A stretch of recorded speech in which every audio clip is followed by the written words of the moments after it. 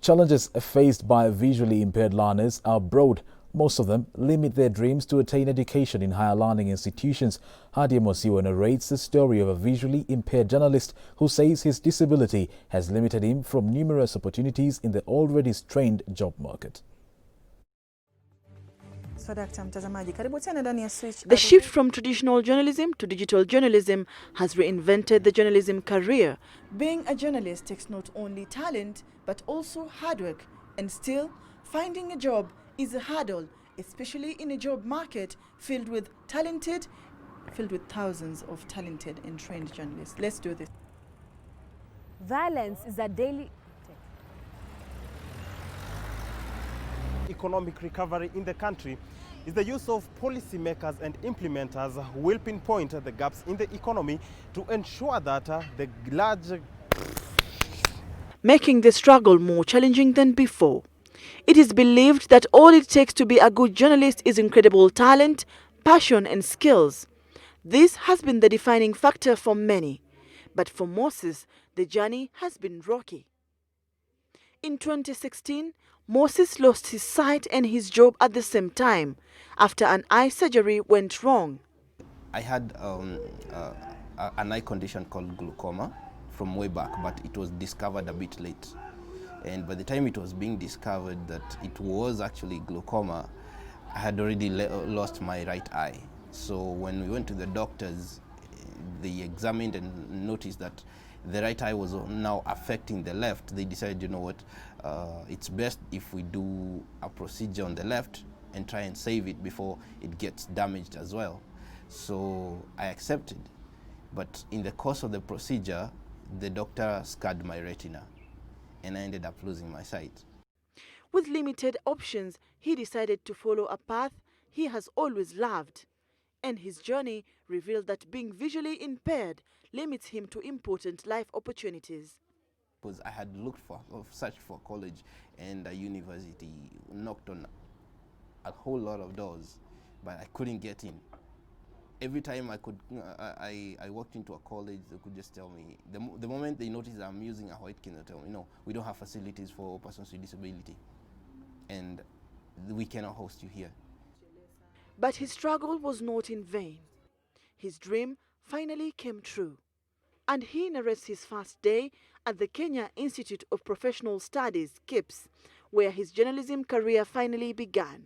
It was amazing, because and at the same time, I was full of excitement and full of anxiety, because this is the first time you're getting to the studio, and I was basically taught practicals through and through.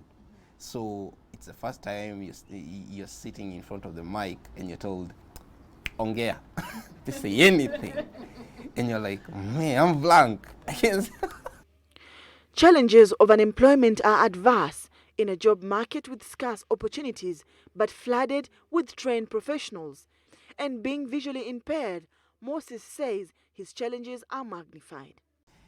When someone who sasa msiako sawa wakati anatafuta job, I have to work doubly hard to get that job as well. And then there's still this stereotype yati msi yako na impairment haezi fanya kitu fulani. I usually walk into some place, mtu ananiangalia anaona niko na cane, akisikia ati nimekuja appointment, anashangaa. I've been asked, we, tukusaidia na nini huku atupatianangi nini, atupatianangi pesa. You know, I always act dumb. Pesa? Mkona do.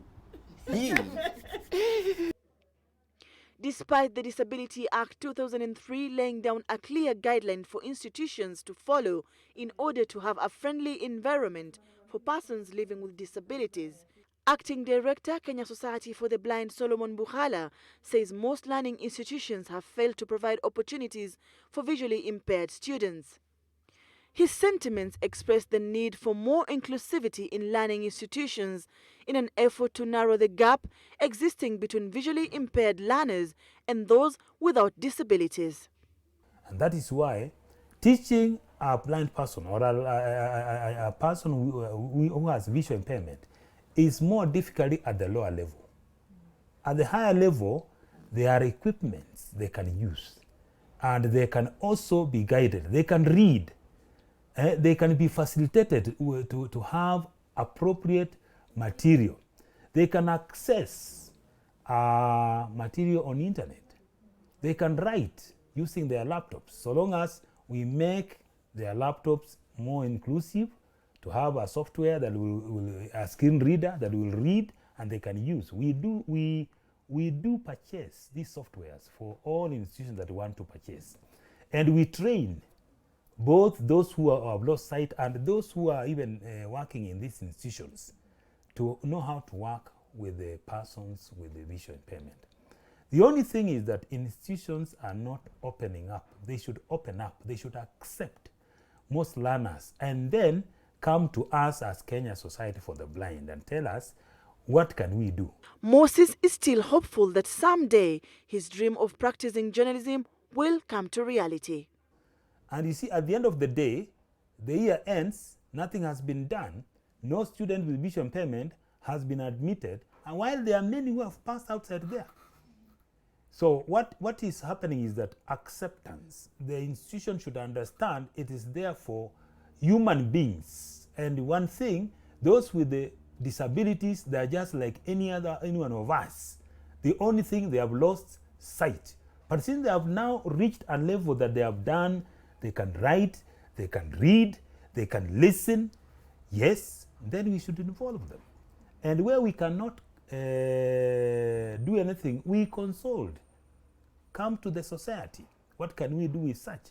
And we should be ready to set some funds aside. In fact, the government should fund the training institutions. Yes, mass communication should be funded to cater for students with disabilities. We should have more funds. We understand some of this equipment is expensive. But you see, there's more money in this country for training. When it comes to infrastructure, improving infrastructure of learners, people with disabilities should be taken in consideration.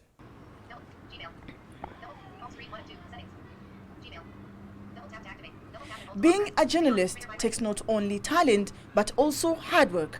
And still, securing a job is a hurdle, especially in a job market filled with thousands of talented and trained journalists. For Moses, being visually impaired makes his dream of securing a job as a journalist tougher than usual. Reporting for Switch TV, I'm Hadia Mwasiwa.